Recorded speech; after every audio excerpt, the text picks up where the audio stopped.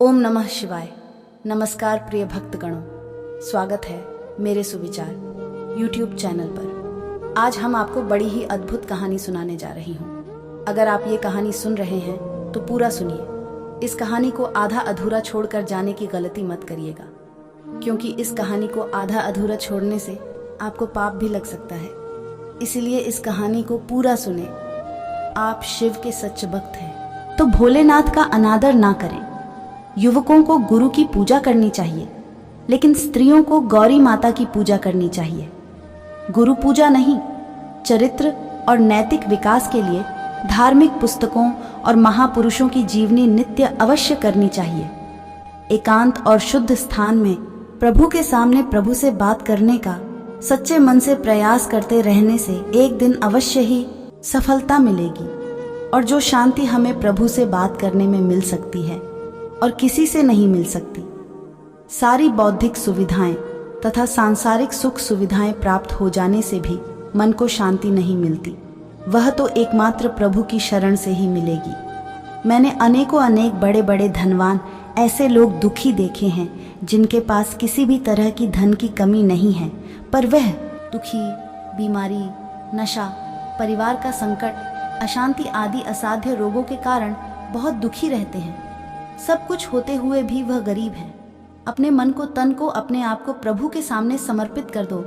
अगर सच्चे मन से प्रभु को समर्पण कर दिया तो मानो सारे संकट दूर हो जाएंगे। इसमें किसी भी प्रकार की शंका नहीं। 100% शांति, सुख, आनंद मिल जाएगा और यह अवश्य ही होगा। बस जरूरत है प्रभु के सामने खुद को 100% सरेंडर करने की। जिंदगी में अगर इस बात की पहचान करनी है कि असली सुखी कौन है, वह लोग सुखी हैं जो गुजरे हुए कल की बात नहीं करते। वह सुखी हैं जो कभी भी क्रोध नहीं करते और हमेशा शांत रहते हैं। वह सुखी हैं जिन्होंने दूसरों से कभी जलन, देवेश, इन तीनों पर अपने ऊपर नियंत्रण कर लिया है। वह लोग भी सुखी हैं जो अपनी आमदनी से कम खर्चा करते हैं। वह लोग भी सुखी हैं जो समय की कीमत जानते हैं और अपना कार्य समय से पहले पूरा कर लेते हैं और आलस नहीं करते। वह भी सुखी हैं जो अपने पड़ोसियों को कभी सुख देते हैं और पड़ोसियों से प्यार मिलता है, और जो अपनी पूरी क्षमता लगाकर ईमानदारी से धन इकट्ठा करके अपने लिए और दान धर्म करने के लिए तैयार रहते हैं। वह लोग भी सुखी हैं जिनमें क्षमा का सद्गुण, सेवा का भाव, दूसरों के लिए सहयोग की भावना अपने विचारों में रखते हैं और साथ में करते भी हैं। वह लोग भी सुखी रहेंगे जो माता पिता और गुरु की सेवा करते हैं, उनको पूजनीय मानते हैं। अपने से नीचे वालों को देखो। संसार में सबसे ज्यादा मनुष्य ऐसे मिलेंगे जिनकी कठिनाइयाँ और कष्ट तुम्हारी कल्पना से भी कहीं अधिक है। अब तुम इस बात को समझ लो और किसी के साथ द्वेष से व्यवहार ना करके विशेष प्रेम का व्यवहार करो। दूसरों से आशा, दूसरों पर भरोसा, दूसरों को विश्वास, यही जीव की नासमझी है। यह सब प्रभु के प्रति हो जाए तो जीव का कल्याण हो ही जाता है और इंसान को सुख ही सुख और शांति ही शांति मिलती है। अगर आपके मान लो रहने के लिए अच्छा घर नहीं है तो थोड़ी देर शांत होकर यह सोचना कि कुछ लोग ऐसे भी हैं जिनके पास सोने के लिए झोपड़ी भी ना हो और कुछ लोग सड़कों पर ही सो जाते हैं। जैसा भी है, भगवान ने जो भी दे रखा है बहुत अच्छा दे रखा है। अगर आपके पास रहने के लिए छत है तो आपसे ज्यादा कोई धनवान नहीं है। अगर आपके शरीर के सारे अंग सही से काम करते हैं, फिर आपसे बड़ा कोई स्वस्थ नहीं है। दुनिया में ऐसे भी लोग हैं जिनके पास हाथ पैर नहीं है। एक बार जरा गौर से देखना, जिन लोगों के पास हाथ पैर या शरीर का कोई अंग नहीं होता तो वह कितनी मुश्किल दौर से गुजरता है। अगर आपको भगवान ने सारे अंग सही दे रखे हैं तो फिर आप दुखी किस बात को लेकर हैं?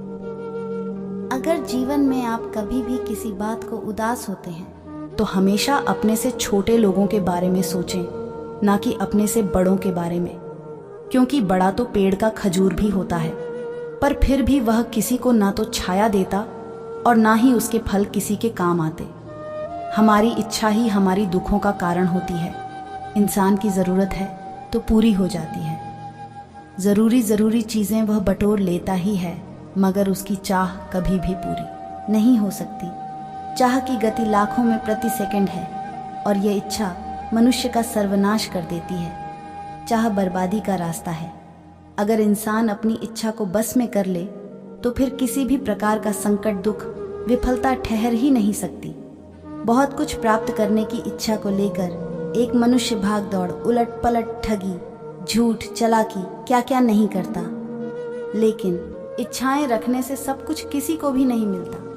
प्रभु का विधान ही ऐसा बनाया हुआ है, खेल बनाया हुआ है, और वही हमें खिला रहा है, दौड़ा रहा है।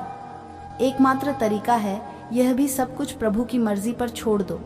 वह जो करता है, वह कुछ भी जो देता है, उसे ही पूर्ण मान लो। इच्छा को छोड़ दो, बस खेल खत्म। जीत भी हमारी हो गई और शांति भी मिल जाएगी। संयम एक छोटा सा नाम है, मगर इसके अंदर एक अद्भुत शक्ति, सुख और शांति भरा पड़ा है।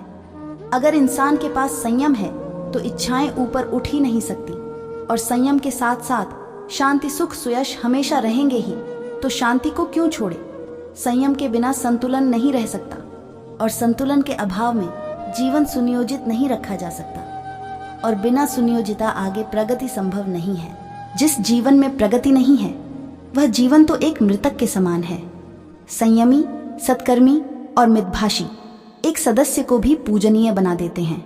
आप बनने की अवश्य कोशिश करें। भगवान नारायण, प्रभु ने आपका भाग्य आपके जन्म के साथ साथ ही लिख दिया था।